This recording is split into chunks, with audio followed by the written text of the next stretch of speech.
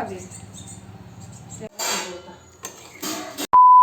Hello everyone, কেমন আছো তোমরা সবাই? আশা করছি তোমরা সবাই ভালো আছো। আমি ভালো নেই, তার কারণটা সবটাই শেয়ার করব।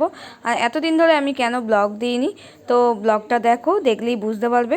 আর এখন সকাল 5টা মতন বাজে, ঘুম থেকে উঠে এখন ঠাকুরের জন্য যারা আমার ব্লগ দেখো তারা তো জানোই আমার মেয়ের ঠান্ডা লেগেছিল কয়েকদিন ধরে, তো ডাক্তারের কাছে নিয়ে যাচ্ছিলাম।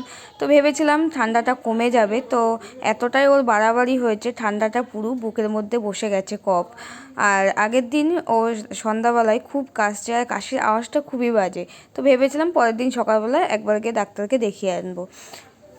পরের দিন মেয়ের এত জ্বর এসছে, তো ঘরে জ্বরের ওষুধ ছিল ক্যালপল, তো ওই ওষুধটা খাওয়ানোর পর কিছুতেই জ্বর কমছে না। তো আমি তাড়াতাড়ি করে এমার্জেন্সি মেয়েকে ডাক্তারের কাছে নিয়ে গেলাম।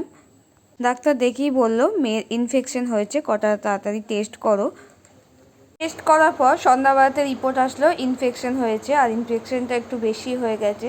আর মেয়ে সেই সকাল থেকে জ্বরই কমছে না, ওষুধ খাওয়াচ্ছি। তো ডাক্তারবাবু বললো তাড়াতাড়ি এমার্জেন্সি ওকে ভর্তি করে দেওয়ার জন্য, নাহলে এই জ্বরটা কমবে না। রাত 9টার দিকে মেয়েকে ভর্তি করিয়েছি। আর মেয়ের এই বয়সে স্যালাইন নিতে হয়েছে, এত খারাপ লাগছে আর এত কষ্ট হয়েছে, তো বলে বোঝাতে পারবো না। যেদিন রাতে ভর্তি করেছি সেদিনই রাতে জ্বরটা কমে গেছে, অনেক ওষুধ পড়েছে। আর যাই হোক, রাতে জ্বরটা কমার পর মানে নিশ্চিন্ত। তো 3 দিন থাকতে বলেছিল নার্সিংহোমে, 3 দিন থাকার পর মেয়েকে বাড়ি নিয়ে এসেছি। আর আজকে তার পরের দিন, আজকে আমার জন্মদিন। আগের থেকেই প্ল্যান ছিল অনেক কিছু করব জন্মদিনে, তো সেটা তো আর হলো না। আর মেয়ের শরীর খারাপের জন্য সব ক্যান্সেল করে দিয়েছি।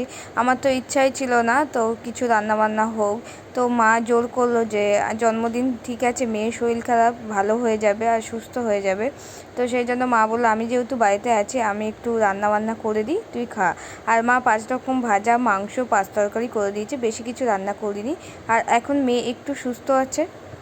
আগের থেকে আশা করলে কোনো কিছুই হয় না, এটা যেমন সত্যি কথা। আর তার মধ্যে জন্মদিন ভেবেছিলাম অনেক আনন্দ করব, আর মেয়ের শরীর খারাপের জন্য তো এগুলো করছি না। আর আমার ইচ্ছাও না যে আজকে মানে কোনো কিছু মানে আনন্দ করি।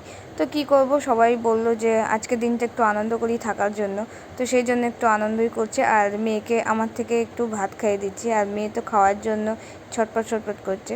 আর এখন সন্ধ্যাবেলা বর আবার একটা কেক নিয়ে এসছে, তো আমি না করেছিলাম আনার জন্য, জোর করছিল তো কেকটা আনার জন্য।